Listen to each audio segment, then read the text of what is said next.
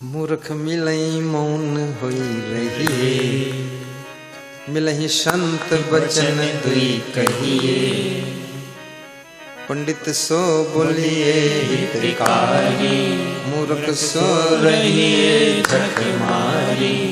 कहीं कबीर अर्ध घट डोले, पूरा होई विचार न बोले। कबीर साहब कहते हैं, जिसको पूर्ण ज्ञान होता है वो हमेशा विचार पूर्वक बोलता है। ऐसे उलझ जुलझ कभी नहीं बोलेगा, वो विचार करके बोलेगा, तौल कर बोलेगा, संभल कर बोलेगा। हृदय तराजू तौलिए तब मुख बाहर आए। हृदय को तराजू कहा है कबीर साहब ने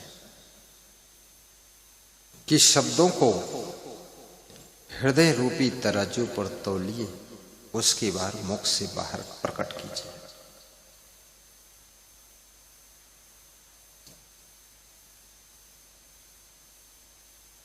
साहिब बंदगी बोलो, साहिब बंदगी बोलो, साहिब बंदगी, साहिब बंदगी, साहिब। कल मेरे पास में एक दिल्ली से फोन आया, भक्त का फोन। नाम है ललन कुमार, पत्नी का नाम कंचन देवी। तो उन्होंने कहा, गुरुजी हम आपको रोज दान भेजते हैं, मिलता है कि नहीं मिलता आपको? तो मैंने कहा, किस नंबर पर भेजते हो? बोले 2222 वाले भेजता हूं। तो हमने कहा, वो दान तो गौशाला चला जाता है। तो भगत बोला, अरे गुरुजी हमका तो पता ही नहीं रहे, हमारा दान सब बेकार होगा का?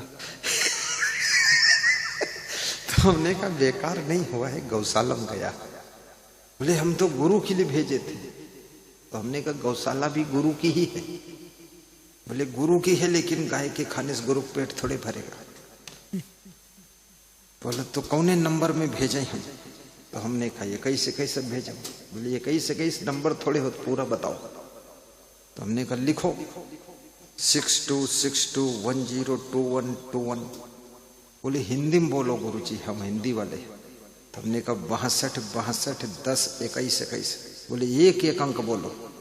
तो हमने कहा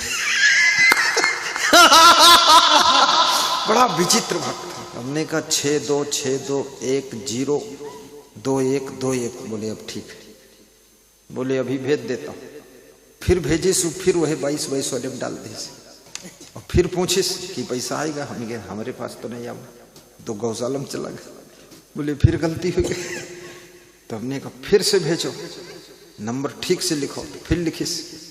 तो भेजा उसने, तो 20 रुपया भेजा।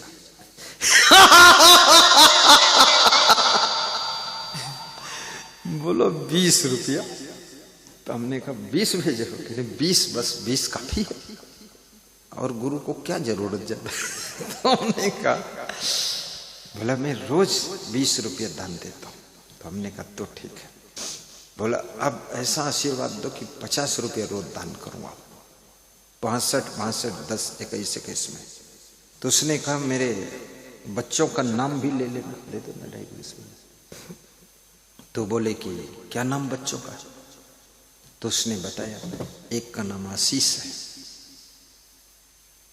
हमने कहा दूसरे का नाम, तीसरे का? बोले 2 लड़की 2 लड़का है। तो हमने कहा ठीक है, याद रहेगा तो बोल दूंगा। तो अब एक ही का नाम याद रहा, आशीष। 3 के भूल गए, 3 के भूल गए। और शाम को उसका फोन आएगा, 3 का नाम भूल गए, तीनों बच्चे रो रहे। तो कल फिर बोलूंगा। नाम का भी बड़ा महत्व है।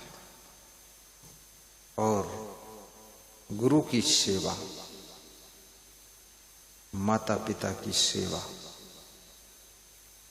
गाय की सेवा, पशु पंछियों की सेवा, चींटियों की सेवा, बुजुर्गों की सेवा मन लगाकर करना चाहिए, धन लगाकर करना चाहिए, प्रेम से करना चाहिए। नारी की रक्षा, बच्चों की सुरक्षा, और संत की सेवा ये जीवन को धन्य बना देती है। जिस जटायु ने सीता की रक्षा के लिए प्राण खोए थे, उस जटायु का अंतिम संस्कार भगवान ने अपने हाथ से किया था। और जिस भीष्म पितामह ने द्रौपदी के चीर हरण के समय बैठे बैठे टुकुर टुकुर देखते रहे थे और स्त्री की लाज की रक्षा नहीं किया था, वो भीष्म पितामह बाणों की सैया पर लेटे थे, रो रहे थे, तो भगवान कृष्ण दूर खड़े खड़े हंस रहे थे कि जो नारी के अपमान को देखता रहता है उसकी दुर्दशा भीष्म पितामह जैसी ही अंत में होती है।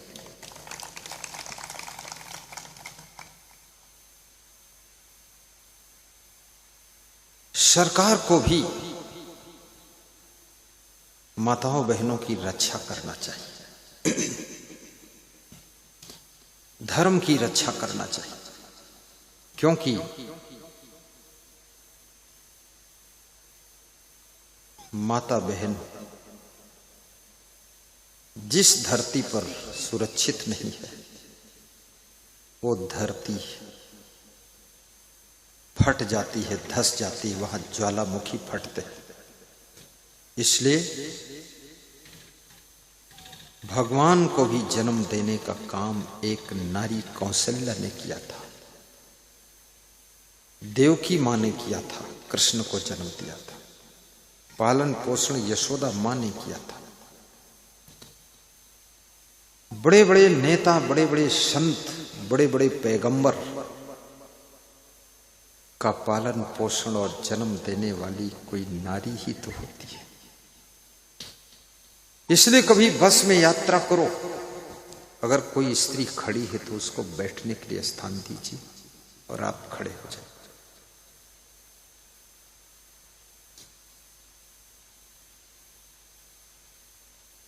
और कोशिश करिए कि माताओं बहनों के सम्मान की भी रक्षा करो।